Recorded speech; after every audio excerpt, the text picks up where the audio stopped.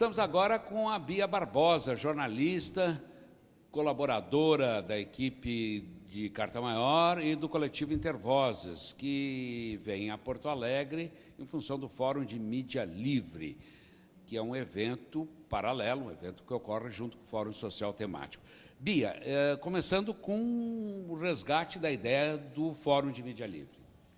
Bom, essa foi a terceira edição do Fórum de Mídia Livre. Foi um fórum que nasceu em 2008, teve a sua segunda edição em 2009, e que nasceu para reunir um conjunto de setores de produtores independentes, ativistas, blogueiros, rádios comunitárias, TVs comunitárias, gente que faz mídia livre, que faz mídia independente, e que precisava de um espaço de discussão, porque entendia que tinha uma agenda comum a ser construída.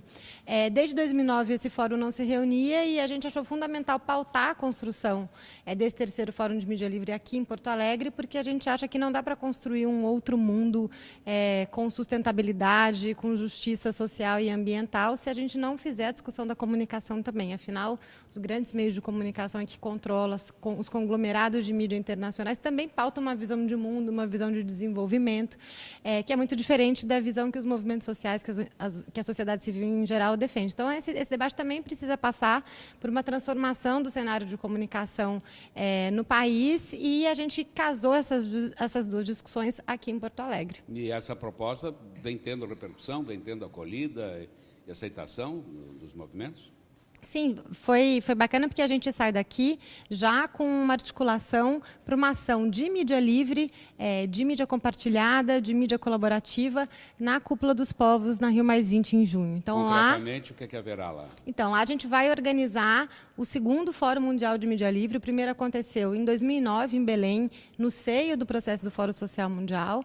E agora a gente vai fazer a segunda edição lá no Rio, casada com as mobilizações dos movimentos internacionais e altermundistas por justiça social e ambiental e em defesa dos bens comuns. A gente, inclusive, afirmou aqui que a gente também precisa entender a comunicação como um bem comum, como um direito fundamental que precisa ser garantido a todo mundo. E, para a construção desse outro mundo, a gente precisa trabalhar essa questão também aqui no país. E o que mais que você destaca dessa edição do Fórum de Mídia Livre aqui em Porto Alegre? A gente reafirmou muito a importância da gente, para além de discutir a comunicação, da gente produzir comunicação. Então, teve um debate bem interessante sobre a apropriação tecnológica para que o cidadão e as cidadãs produzam comunicação. Teve um debate bem interessante sobre a construção de protocolos de redes sociais livres, para que a gente não use as redes sociais e fique na mão das grandes corporações de comunicação que podem usar essas informações. Teve um debate interessante sobre a comunicação nos processos da Palestina, da luta pela libertação da Palestina, nos processos revolucionários que aconteceram no norte da África. Vieram pessoas de fora também fazer esse debate aqui com a gente.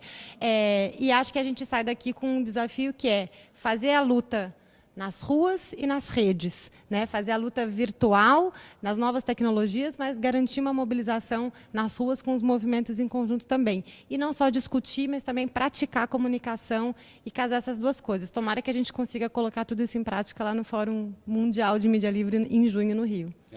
Bia, é possível medir, ter alguma referência do peso da mídia livre hoje no embate com no ambiente da comunicação, de modo geral?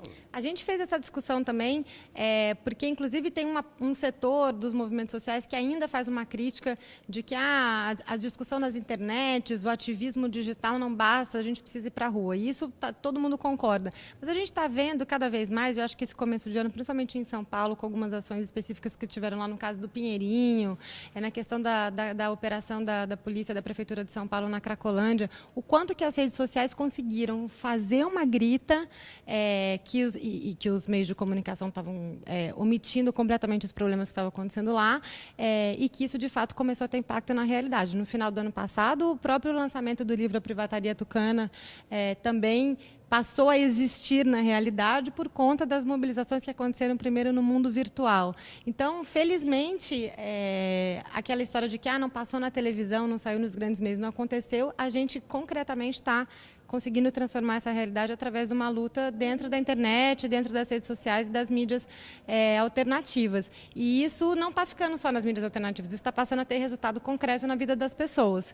Então, a gente também sai daqui otimista com esse cenário, mas também ciente que a gente não pode fazer só a luta no mundo virtual, que ela precisa estar conectada sempre com as ações de rua. Existe algum obstáculo perceptível ou visível para as mídias livres aí que precisa ser superado? Bom, tem um debate grande que foi afirmado aqui também, que você precisa ter um marco regulatório das comunicações do país que também garanta a existência dessas mídias livres, desde de garantir espaço para difusão e veiculação dessas mídias, até uma questão de sustentabilidade, de política pública, de financiamento para esses meios existirem. Uma discussão que foi feita, que acontece desde o primeiro Fórum de Mídia Livre, é como é que a gente distribui verba publicitária governamental que contemple as mídias livres e comunitárias também. Chegou a haver algum tipo de avanço nesse debate? Esse debate avança, mas não se concretiza. Foi feita uma crítica ao fato da gente não conseguir implementar essas políticas junto ao governo federal e algumas delas, inclusive, terem sido paralisadas. Por exemplo, os pontos de mídia livre, que foram uma ideia que nasceram no Fórum de Mídia Livre, faz algum tempo que edital para apoio e financiamento para novos pontos de mídia livre não acontece. Então, sai um chamado também, uma cobrança para que isso possa voltar a acontecer, o papel do Estado em fomentar essas mídias. E na avaliação do movimento, por que isso não está acontecendo? Por que não tem essa receptividade do governo? Eu acho que não é uma questão de receptividade, eu acho que a gente mudou um governo, tinha um diálogo que acontecia no governo anterior, acho que esse governo é outro governo e acho que ainda não há uma decisão política em relação a essas questões. E eu acho que tem uma responsabilidade nossa, enquanto sociedade civil, de fazer pressão, de fazer mobilização para que essas coisas aconteçam. Mas haveria um receio aí do governo em relação à mídia tradicional, convencional, da imprensa? Acho que tem diferentes avaliações em relação a isso.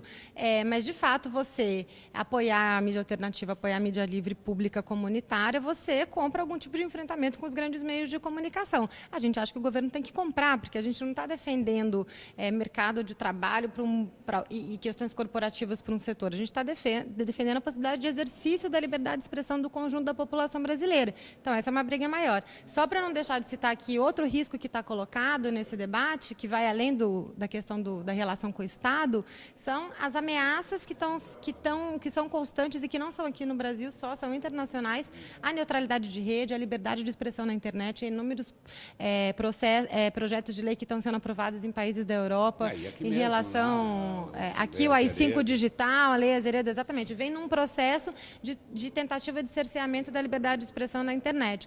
Então, também sai uma ação forte aí de organização desses movimentos para defender a liberdade na internet. E são questões que deverão estar presentes também no Fórum Mundial que se realiza junto à Cúpula dos Povos. Exatamente, porque essas questões são leis que estão acontecendo no mundo inteiro, então é uma briga que a gente não tem que fazer só aqui no Brasil, é uma briga que a gente precisa fazer junto com todo mundo. Bia Barbosa, muito obrigado por sua presença aqui no Eu que te agradeço. Obrigada.